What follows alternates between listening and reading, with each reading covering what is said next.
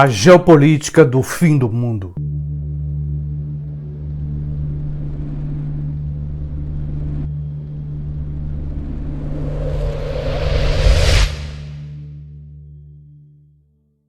Olá pessoal, olha só, eu vou mandar um abraço para 2 membros da família Quase Tudo. É bem rapidinho. E como bom cavalheiro, damas primeiro. Por isso que meu primeiro grande abraço é para Elaine Rocha. Ela não deixou a cidade. Elaine, beijo e um grande abraço para você. Finalmente o meu abraço vai para um pai e seus filhos. Ricardo, sua filha Mirela e seu filho Paulo Ricardo, lá de Fortaleza. Ricardo, Mirela e Paulo Ricardo, grande abraço para vocês. Uma observação bem rapidinha. O pessoal da família, a maioria, boa parte do pessoal, me perguntou por que eu estava demorando a postar. Foi devido a alguns problemas pessoais e também um pouco de desânimo por conta de umas mudanças nas regras do YouTube, que está cortando, as pessoas não estão recebendo notificação, e aí eu fiquei meio para baixo. Então, mas agora vou continuar, mas não vou parar, isso com certeza. Mesmo que seja apenas um vídeo por semana, ok? Agora ainda o nosso papo, olha só. Sonhar com a paz mundial é possível. Impossível é que isso um dia venha a acontecer. Por quê? Porque desde que o animal homem se tornou humano, ele mata indivíduos da sua própria espécie, ao contrário dos outros animais. O ser humano possui um instinto assassino. E veja que essa expressão não é nova, ela vem da psicanálise, sendo que eles chamam de instinto de morte. Vem dentro de nós desde o nascimento. A maioria de nós que foi à escola sabe que o homem foi se desenvolvendo, foi chamado de Homo sapiens, e ao mesmo tempo ele foi criando armas, aprendendo a fazer armas e guerras. E o tempo foi passando. Em nome de Deus e da religião, o homem matou seus iguais. Em nome da religião e de Deus, civilizações destruíram outras civilizações. Matavam seus iguais, mas aos seus olhos, aqueles seus iguais eram diferentes. Eram vistos como estranhos. E por serem diferentes e estranhos, deviam ser escravizados e humilhados. Os poderosos dominadores dominam os fracos. Ou melhor dizendo, dominavam e ainda dominam. E qual a receita para essa dominação? Simples: poder, riqueza e um bom exército. E claro, muitas armas. A tecnologia das armas. A gente sabe,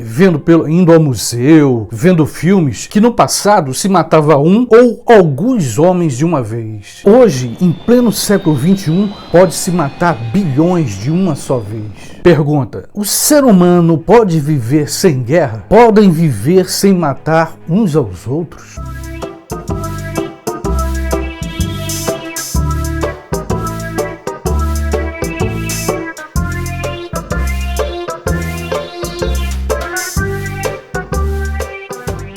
Com certeza não. Mesmo as civilizações mais antigas e religiosas fizeram guerra. Exemplo, as cruzadas durante o período medieval. Em nome de Deus e do Santo Papa, milhares de cavaleiros santos mataram milhares de pessoas. E tem um detalhe: esses cavaleiros, quanto mais conquistavam, mais ficavam ricos. Os homens matavam em nome da fé, de Cristo ou até mesmo de Maomé. A história da humanidade é a história de séculos e séculos de dominação e genocídio. Mas enfim, chegamos ao século XXI. Pergunta: nosso senso moral teria evoluído? Nosso instinto assassino teria também diminuído? E a pergunta mais óbvia: paramos de matar nossos semelhantes? Não, muito pelo contrário. O animal homem foi evoluindo moralmente. Mas é claro, continuou evoluindo em outra característica: a maldade humana. Começamos o século XX fazendo a Primeira Guerra Mundial, ali por volta de 1914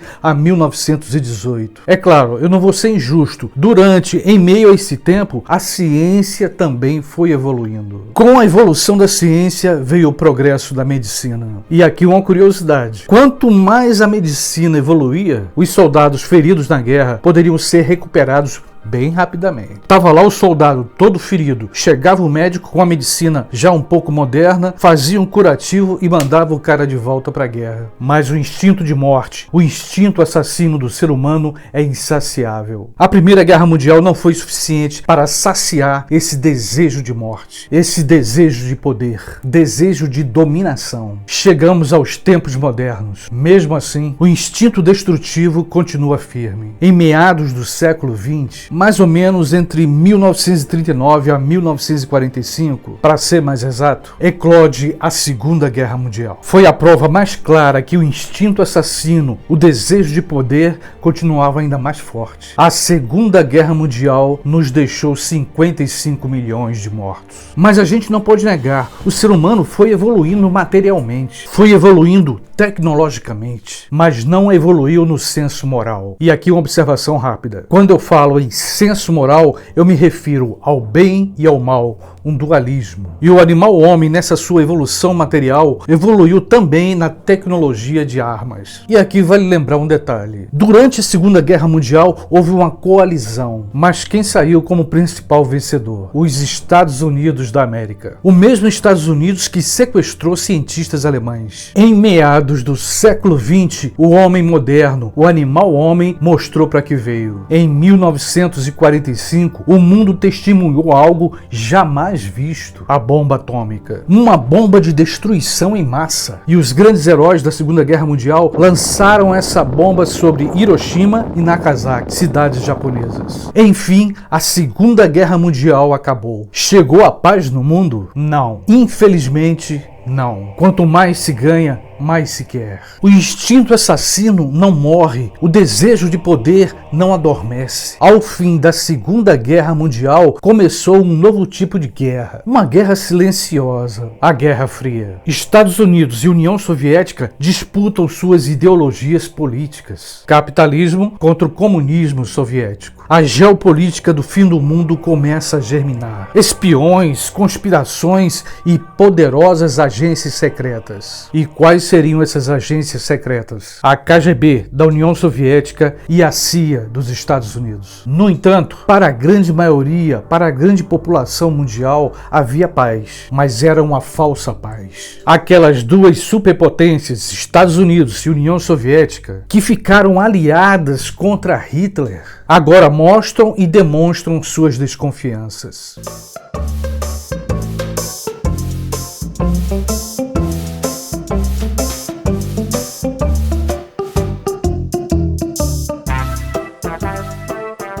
Era espionagem para todo lado, era a KGB nos Estados Unidos, a CIA dentro da União Soviética, começavam a conspirar e a levar informações sigilosas. E foi assim que a União Soviética soube criar a sua bomba atômica. Agora os dois governos sabiam. Uma guerra direta entre os dois países seria o fim do mundo. Mas a partir de agora, tudo seria possível. E o tempo foi passando. Até que no fim dos anos 80, uma grande notícia se espalhou pelo mundo. A União Soviética deixa de ser comunista. Aparentemente era o fim da Guerra Fria e os líderes dos dois países apertaram as mãos. E como eu disse antes, aparentemente a Guerra Fria tinha acabado. No entanto, em 11 de setembro de 2001, o mundo ficou estarrecido. Nos Estados Unidos, as famosas Torres Gêmeas foram atingidas por aviões. Cerca de 3.000 pessoas morreram no ataque terrorista. Um novo ator na geopolítica mundial estava entrando em cena: Al-Qaeda. De repente, os olhares, ou melhor dizendo, os radares americanos agora apontam para o Oriente Médio. O Oriente Médio do Islã, a terra de Alá e Maomé. O Oriente Médio do Alcorão. Mas quem era o líder máximo da Al-Qaeda? Seu nome era Bin Laden. Inclusive, o próprio Bin Laden chegou a negar sua participação no atentado nas Torres Gêmeas. Mas a CIA, catando aqui, catando ali, chegou a encontrar algumas provas. Se é que podemos acreditar na CIA e nos seus agentes. Chegou o momento da vingança, da retaliação. O governo americano contra os muçulmanos radicais. Agora era uma questão de honra. Tinham que caçar Bin Laden, o maior terrorista do mundo. E os militares americanos escolheram o alvo: o Afeganistão, o país dos talibãs extremistas. O instinto assassino estava à flor da pele. À flor da pele de ambos os lados. Militares americanos ansiosos por lançar